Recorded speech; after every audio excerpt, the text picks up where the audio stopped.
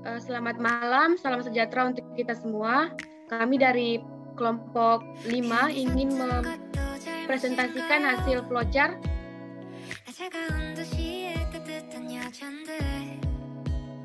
anggota kelompok dari kelompok 5. Yang pertama ada Desvita Parialo, yaitu saya sendiri. Kemudian ada Nur Afika, kemudian ada Rahmawati, ada Wisudarni, dan ada Stefania Gracela.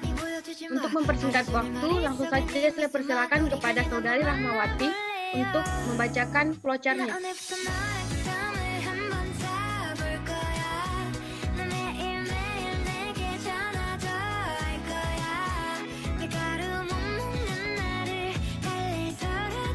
Baik, saya akan membacakan flowchart rumah sakit yang sudah kami kerjakan.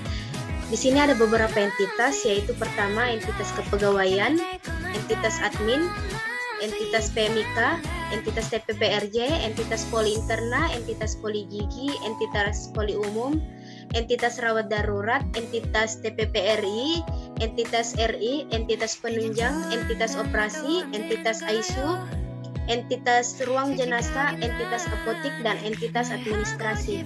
Oke. Yang pertama itu STAR, di mana STAR itu ada di entitas kepegawaian, lalu input data pegawai, lalu proses yang keluar yaitu data kepegawaian. Di entitas admin, username dan password, lalu input PMIK, lalu input TPPRJ, lalu input poli interna, lalu input poli umum, lalu input poli gigi, input rawat darurat, input TPPRI, input RI, input penunjang, input OK atau operasi, input ICU, input ruang jenazah, input apotik, dan input administrasi. Selanjutnya dari input PMIK, yang pertama itu login, lalu data diagnosa, lalu input data tindakan, dan yang proses yang keluar yaitu coding. Selanjutnya di TPPRJ, dari input TPPRJ lalu ke login, jika dia pasien baru, input data pasien, lalu proses yang keluar yaitu berkas rekam medis. Jika bukan pasien baru, input nomor rekam medis, lalu akan disiapkan berkas rekam medis pasien. Selanjutnya dari TPPRJ pasien akan memilih jika dia rawat darurat, jika dia rawat darurat atau ya, dia akan input rawat darurat. Jika tidak, dia ke poli interna. Jika ya poli interna, yaitu input poli interna. Jika tidak, ke poli umum. Jika poli umum ya, input poli umum. Jika tidak, poli gigi. Selanjutnya jika ingin ke poli gigi, langsung input poli gigi.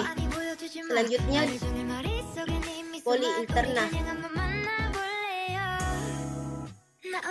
Yang pertama itu konektor C. Konektor C itu melambangkan input poli interna, lalu login yang didapatkan jika dia dari TPPRJ ingin ke poli interna, berkas rekam medisnya akan ke poli interna. Lalu di poli interna login, setelah login input keluhan pasien, lalu prosesnya itu menentukan diagnosa dan tindakan. Lalu prosesnya akan mengeluarkan tindakan. Setelah dikeluarkan tindakan, jika ada pemeriksaan penunjang akan input pemeriksaan penunjang. Jika dia RI, dia akan input rawat inap. Jika tidak keduanya, antara pemeriksaan penunjang dan RI, akan diberi resep dan akan ke apotik. Selanjutnya poli gigi. Di poli gigi, input konektor E itu input poli gigi, di mana input poli gigi itu yang pertama kita lakukan login, lalu input keluhan pasien, lalu menentukan diagnosa dan tindakan. Lalu tindakan, setelah memberi tindakan akan diberikan resep, lalu dibawa ke apotik. Selanjutnya poli umum. Konektor D itu yaitu input poli umum, lalu login, lalu input keluhan pasien, lalu menentukan diagnosa dan tindakan, lalu tindakan. Jika ada pemeriksaan penunjang akan diinput pemeriksaan penunjang. Jika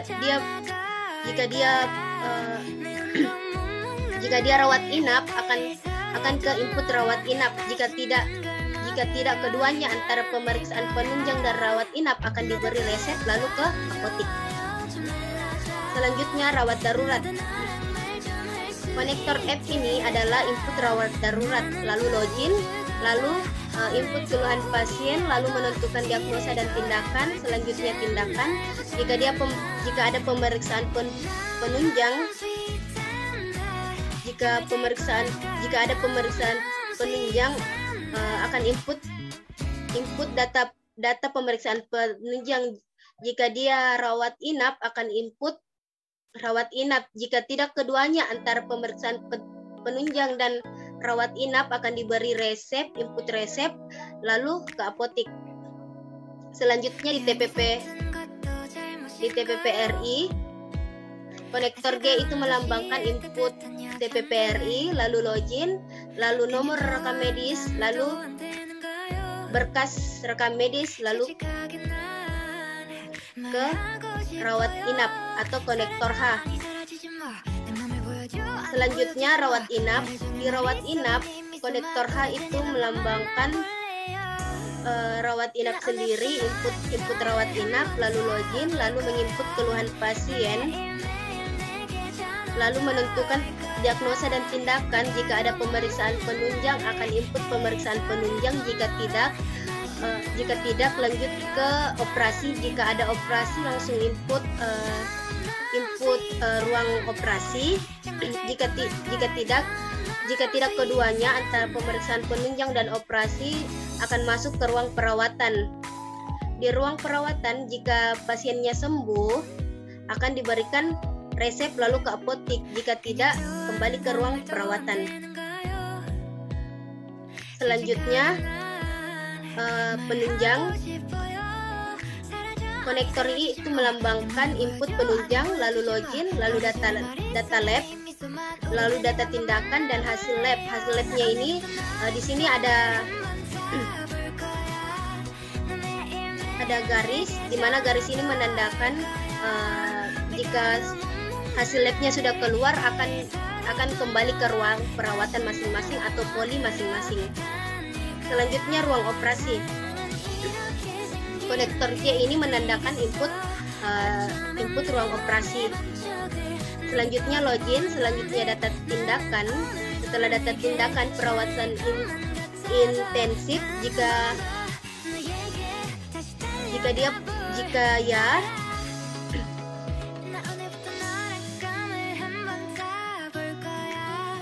ya akan ke rawat inap, jika tidak akan ke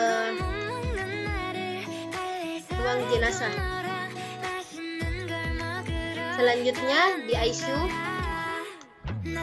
konektor K itu menandakan input ICU, lalu login, data tindakan. Jika pasiennya meninggal, lanjut ke ruang jenazah. Jika tidak kembali ke ruang rawat inap. Selanjutnya di ruang jenazah, konektor L itu menandakan input ruang jenazah, lalu login, lalu input data kematian, dan lalu proses yang keluar itu data kematian dan dokumen yang keluar itu akte kematian. Lalu konektor N yang dibawa akte kematian itu ke administrasi. Selanjutnya apotik. Konektor M ini menandakan input apotik, lalu login, lalu data obat, input data obat. Proses yang keluar itu menerima resep, lalu menyiapkan obat, dan input data pemakaian obat. Dan konektor N itu administrasi. Selanjutnya entitas administrasi, di mana konektor N ini adalah input administrasi, lalu login, lalu input tarif pelayanan, lalu total dari dari pelayanan, lalu proses yang keluar yaitu bayar, dan selesai. Mungkin itu saja flowchart rumah sakit dari kelompok 5 yang bisa saya jelaskan. Kurang lebihnya mohon dimaafkan. Kembali ke moderator. Baik, sekian dari hasil presentasi kelompok kami. Kurang dan lebihnya mohon dimaafkan. Saya ucapkan terima kasih.